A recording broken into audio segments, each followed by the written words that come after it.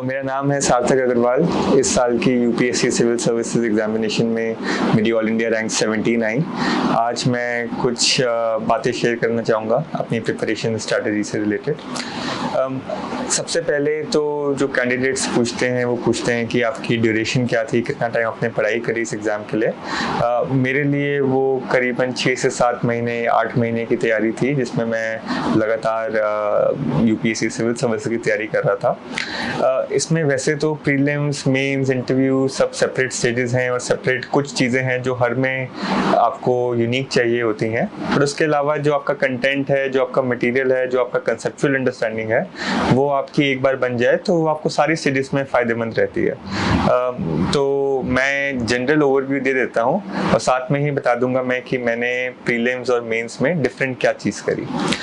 जहाँ तक ओवरव्यू की बात है, उसमें आपकी जो स्टैंडर्ड बुक लिस्ट हैं, जो सभी कैंडिडेट्स बताते हैं, सभी जगह उनकी बात होती है, उसको भी मैंने देखा। बट मैंने रियलाइज़ करा कि मेरे लिए जो पर्टिकुलरली ज़्यादा हेल्पफुल होगा वो होगा कि मैं वाइड से वाइड अपना पर्सपेक्टिव रखूं, काफ़ी सारी रिसोर्सेज यूज़ करूं, ऑनलाइन रिसोर्सेज, ऑफलाइन रिसोर्सेज, और मेरा फोकस ये रहे कि मैं समझूं कि वो चीज़ क्या कह रहा है, वो कंटेंट क्या है, वो सब्जेक्ट क्या है। तो मैंने कोई भी अपने आप पर रिस्ट्रिक्शन नहीं डाली कि यही अखबार पढ़ो, यही मैगजीन पढ़ो या फिर यही बुक्स पढ़ो।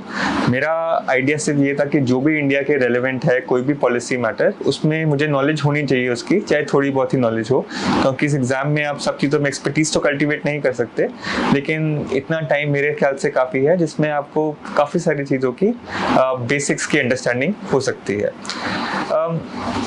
इसके अलावा ऑनलाइन सोर्सेज काफ़ी सारे कैंडिडेट्स यूज़ करते हैं, मुझे भी काफ़ी फ़ायदेमंद रही। काफ़ी इंटरेस्टिंग वेबसाइट्स हैं, न्यूज़ वेबसाइट्स हैं, फ्री ऑफ कॉस्ट हैं काफ़ी हद तक, जिसमें आप यूज़ करके अपनी प्रिपरेशन को हेल्प कर सकते हैं।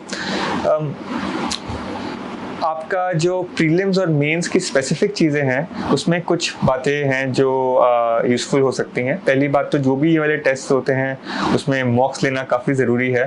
मैंने भी काफ़ी प्रीलिम्स के भी मॉक्स लिए, मेंस के भी मॉक्स लिए, जस्ट देखने के लिए कि मैं कहाँ स्टैंड कर रहा हूँ, किस टाइप के क्वेश्चन आ रहे हैं और मैं अपनी प्रिपरेशन के द्वारा उनको सॉल्व कर पा रहा हूँ या नहीं कर पा रहा हूँ, तो वो उस सेंस में काफ़ी यूज़फुल होता है।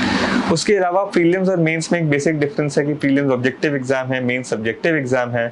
तो प्रीलिम्स में आपकी, अगर मैंने नोटिस किया, अगर आपकी कंसेप्चुअल अंडरस्टैंडिंग, अगर आपकी थ्योरेटिकल अंडरस्टैंडिंग चाहे थोड़े कम भी रह जाए, तो ऑप्शन इस तरह से डिज़ाइन होते हैं कि आप एलिमिनेशन से, गेस्टिमेट से, कॉमन सेंस से काफ़ी क्वेश्चन आंसर कर सकते हैं, जो मेरी स्ट्रैटेजी ही थी। ऑब्वियसली मैं इतना कॉन्फिडेंट नहीं था प्रीलिम्स में जितना मैं मेंस और आगे वाली स्टेजेस में था, क्योंकि प्रीलिम्स कभी कभी रिस्की भी हो जाता है, कुछ कह नहीं सकते क्लियर होगा या नहीं होगा। तो ये बात उसमें ध्यान रखने वाली है कि अपने आप को आप ज़्यादा ग्रिल ना करें अगर आपको लग रहा है आपके मार्क्स सही नहीं बन रहे, क्योंकि एग्जाम में, जैसे मैंने कहा, कॉमन सेंस और ये सारी चीज़ें काफ़ी महत्वपूर्ण होती हैं। जहाँ तक मेंस का सवाल है, मेंस के अंदर आपकी स्ट्रैटेजी का थोड़ा सा मेरे लिए आसान लगा, क्योंकि आप जब लिखते हैं सब्जेक्टिवली और आपकी अगर राइटिंग ठीक ठाक है तो उसमें इन्वेस्ट करिए अगर आप कर सकते हैं अपनी राइटिंग अच्छी रखने में, ताकि आप सक्सेंटली बात को कह पाएँ जो आप कहना चाहते हैं। तो उसमें बिकॉज आपके पास इतनी नॉलेज होती है, इतनी सारी चीज़ें होती हैं कहने को, तो उसमें मुझे लगता है काफ़ी हद तक आप अच्छे से परफॉर्म कर सकते हैं। तो उसमें चैलेंज यही है कि आप अपनी नॉलेज इतनी बढ़ाएं कि आपको काफ़ी चीज़ों के बारे में पता हो और आपकी राइटिंग एक्सपोजिशन में इतनी स्ट्रेंथ हो कि आप उन चीज़ों को पर्सुएसिवली आगे लिख पाएँ। इसके अलावा मेरी स्ट्रैटेजी में सबसे ज़्यादा जो इम्पोर्टेंट मेरे को लगा वो एस्पेक्ट वो यही था कि अपने आप पर सेल्फ बिलीफ और सेल्फ कॉन्फिडेंस रहे लास्ट तक, क्योंकि लंबी तैयारी का पूरा प्रोसेस है, पेशेंस की बहुत ज़रूरत है। तो मैंने भी अपनी आई थिंक पेशेंस सुधारी है इस एग्ज़ाम के द्वारा जाके, क्योंकि इतना लंबा प्रोसेस है, आपको पता नहीं कभी भी स्टेज पर क्या हो सकता है। तो काफ़ी मुझे इससे इंस्पिरेशन भी मिली इस एग्ज़ाम से, एग्ज़ाम अटेम्प्ट करके, और मुझे काफ़ी खुशी है कि मेरा रिजल्ट पॉजिटिव आया।